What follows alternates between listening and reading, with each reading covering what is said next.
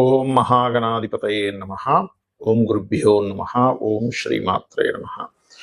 అరుణాం కరుణాతరంగితాక్షీం ధృతపాశాంకుశపుష్పబాణచాపాం అనిమాదిభిరావృతాం మయూకైః అహమిత్యేవ విభావయే భవానీం. శ్రీమాత్రే నమః. మనం ఈరోజు దక్షిణాయనం ప్రారంభమై 6 నెలలు ఉంటుంది. ఈ 6 నెలలు కూడా ఏ లగ్నాల వారు, లగ్నం తెలియదు రాశి వారు ఎటువంటి పరిహార మార్గం చేసుకుంటే మీ మీ యొక్క పూర్వజన్మ కర్మలు తొలగుతాయి, అదొకటి. రెండవది, 6 నెలల్లో ఏ నెలలో ఎటువంటి కర్మలు ఆచరించాలి, అందులో ముఖ్యంగా దైవిక కర్మలు అని చెప్పేది, సహజంగా చేసుకునేటువంటి వేరు. ఇక్కడ date of birth, time, place, రాశి, నక్షత్రము, లగ్నం తెలియని వారు కూడా ఏ నెలల్లో ఈ 6 నెలలు ఎటువంటివి ఆచరిస్తే మన కర్మ తొలగుతుంది. మరియు ఇది శ్రావణ మాసం కాబట్టి శ్రావణ మాసంలో మనకి ఎవరెవరికి ఎటువంటి ఇబ్బందులు ఉన్నప్పుడు ఎటువంటి దానములు ఇచ్చినట్లయితే బాగుంటుంది అనేటువంటి విషయాలు ఇప్పుడు మనం తెలుసుకుందాం. కన్యా లగ్నము, కన్యా రాశి, కన్యవారికి కనుక చూసుకున్నట్లయితే ఈ 6 నెలలు దక్షిణాయనంలో ఏ ఆరాధన చేసుకుంటే అద్భుతంగా ఉంటుంది. ఒకటి, చండీ పారాయణం చేసుకోవడం కానీ, చండీ హోమం చేయించుకోవడం కానీ, ఇంకా బాగా శక్తులు ఉన్నటువంటి వారు బాగా చండీ హోమాలు కూడా చండీ అలా చేయించుకుంటూ ఉంటారు. మరి ధనం లేని వాళ్ళ పరిస్థితి ఏమిటి అని చెప్పి చూసుకున్నట్లయితే ఇక్కడ మీరు చేయవలసింది కేవలం వినండి, సరిపోతుంది. చండీ విన్నా సరిపోతుంది, యూట్యూబ్లో పెట్టుకోండి. అయితే కన్యవారికి ప్రధానంగా ఇంతకాలము 12వ స్థానంలో కుజకేతువులు ఉన్నందుకు విపరీతమైన ఖర్చులు, విపరీతమైన స్ట్రెస్ ఉన్నటువంటిది. ఆ కుజుడు లగ్నంలోకి వచ్చి కూర్చుంటున్నాడు. కాకపోతే ఈ లగ్నంలోకి వచ్చినటువంటి కుజుడు వల్ల కూడా కొంత స్ట్రెస్ ఉంటుంది. ఈ స్ట్రెస్ తగ్గాలి అంటే మీరు ఎక్కువగా చేయవలసినటువంటిది దానములు ఎక్కువగా చేస్తుంటారు. నువ్వులు ఎక్కువగా దానం ఇస్తుంటారు. నువ్వులు, మినుములు ఎక్కువగా దానం చేస్తుంటారు. అప్పుడు ఖచ్చితంగా బాగుంటుంది. అలాగే మరొక విషయం ఏంటంటే నువ్వులు, మినుములు, కందులు కూడా ఇవ్వండి. లగ్నంలో కుజుడు కదా కాబట్టి. అయితే ఇది జూలై 28వ తేదీ నుంచి ఒక 45 రోజులు మాత్రమే ఉంటుంది. ఇది 6వ స్థానంలో రాహు ఉంటూ శని ఎప్పుడైతే వక్రించడానికి వస్తున్నాడో ఇది కొంతవరకు విదేశాల్లో ఉద్యోగం రావడానికి మరియు కొంత మీరు అనుకున్నట్టుగా సాధించడానికి పరాక్రమ యోగాన్ని ఇస్తుంది ఇక్కడ. అదేవిధంగా మరొక విషయం ఏంటంటే ఈ కాంబినేషన్ ఏదైతే ఉందో ప్రత్యేకంగా ఈ యొక్క కన్యా లగ్నం వారికి కొంత స్ట్రెస్ని ఇస్తున్నప్పటికీ మీరు ఎప్పుడైతే వెంకటేశ్వర స్వామి యొక్క ఆరాధన, చండీ పారాయణం వినడం, చదవడం ఇవి చేయడం వల్ల, లేదా దుర్గా హోమాలు చేయించుకోవడం వల్ల ఈ దక్షిణాయనంలో చక్కటి ఫలితాలు వస్తాయి. కాకపోతే ఎవరికి కూడా అప్పులు ఇవ్వడం, తీసుకునే విషయంలో కాస్త జాగ్రత్తగా ఉండండి. ఎంతైనా కూడా 6లో 2 పాపగ్రహాలు ఒకవైపు శత్రువుపై జయాన్ని ఇస్తున్నా అప్పు విషయంలో కొంత ఫ్రాడ్ జరిగే ఛాన్సెస్ ఉంటాయి. ముందుగా ఈ రాసుల్లో సూర్య భగవానుడు ఈ ఉత్తరాయణం అంతా కూడా భూమి నుంచి నీరు ఏదైతే ఉంటుందో గ్రహించి నీరు పలానా ఏవేవైతే తీసుకోవాలో తీసుకొని దక్షిణాయనంలో మొత్తం వదులుతాడు. అందుకే మనకి దక్షిణాయనంలో వర్షాలు పడడం జరుగుతుంది. మరి ఆయన అంత పని చేస్తున్నాడుగా, సూర్య భగవానుడే లేకపోతే పరిస్థితి ఏమిటి? అసలు ప్రపంచమే ఉండదు ఇంకక్కడ. అలాంటప్పుడు ఆయనకి కృతజ్ఞతగా 6 నెలల పాటు 6 విధములైనటువంటివి మనం పాటించాలి. మీది ఏ నక్షత్రం అయినా, ఏ లగ్నమైనా, ఏ రాశి అయినా సంబంధం లేదు. మొట్టమొదటిగా మనకి జూలై 14, 15 ఆ తారీఖుల నుంచి ముఖ్యంగా 15, 16 కూడా ఒక్కొక్కసారి సూర్య భగవానుడి మార్పుల వల్ల 15 వేసుకోండి రఫ్గా.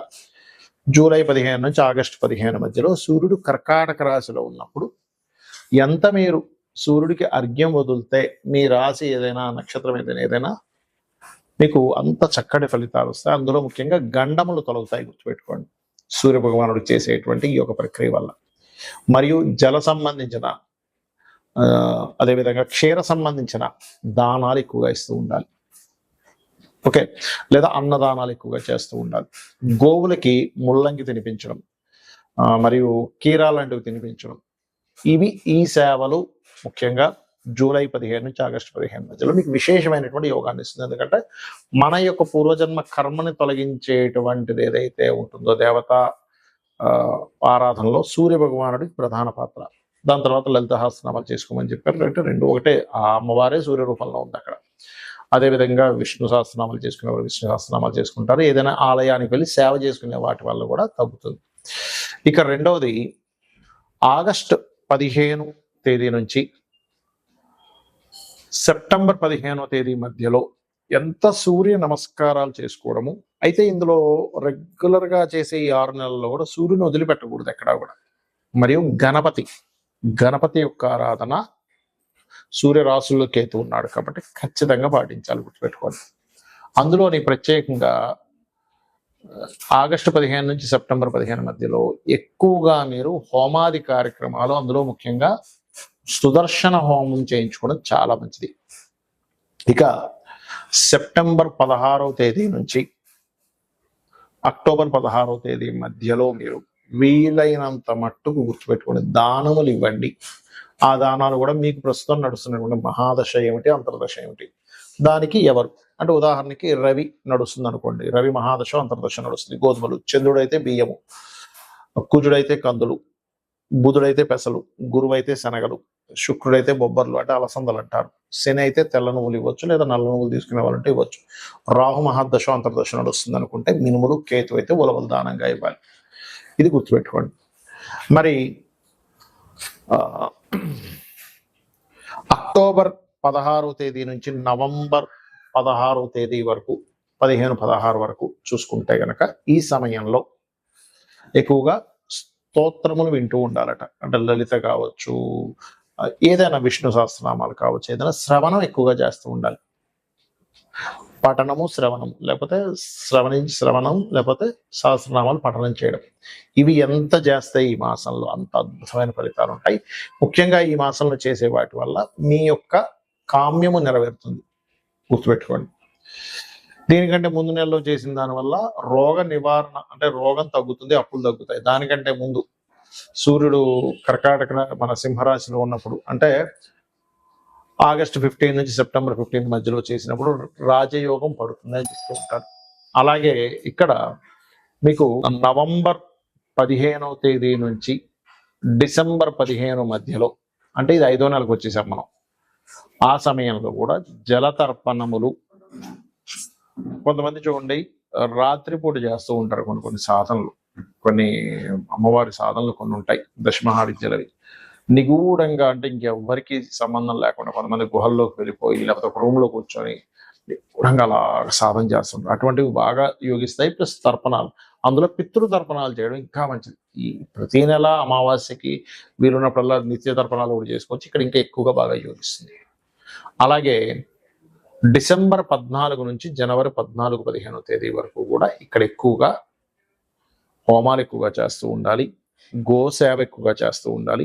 వీలైతే మీరు హోమంలో కూర్చోలేకపోతే కనీసం హోమం జరిగే దగ్గర నెయ్యిని దానంగా ఇవ్వండి. అక్కడ అంటే నెయ్యిని మీరు ఏదో దానం ఇస్తున్నారని ఫీల్ అవ్వకుండా, నాకు ఈ భగవంతుడు ఈ యొక్క అవకాశాన్ని ఇచ్చాడు అనేటువంటి భావనతో ఇవ్వండి. ఇక శ్రావణ మాసంలో శ్రావణ శుక్రవారాలు, సోమవారాలు, శనివారాలు, మంగళవారాలు ఉంటాయి. కుజదోషం ఉన్నటువంటి వారు శ్రావణ మంగళవారాలు చేసినట్లయితే ముఖ్యంగా స్త్రీలకి ఆ యొక్క దోషము తగ్గుతుంది. వివాహం అవ్వట్లేదు, కుజదోషం వల్లే అవ్వట్లేదు అంటే వేరేవి కూడా చూసుకోవాలి. శుక్రవారాలు చేసేటువంటి వారికి ప్రధానంగా ఇక్కడ మరొక విషయం ఏంటంటే, ఇక్కడ చాలా మంది ఈసారి ఏంటండి 3వ వారం చేసుకోవాలట అంటే పౌర్ణమికి దగ్గరగా ఉండేటువంటి వారాన్ని చేసుకోవాలి. అది అందుకని 3వ వారం వచ్చింది ఈసారి.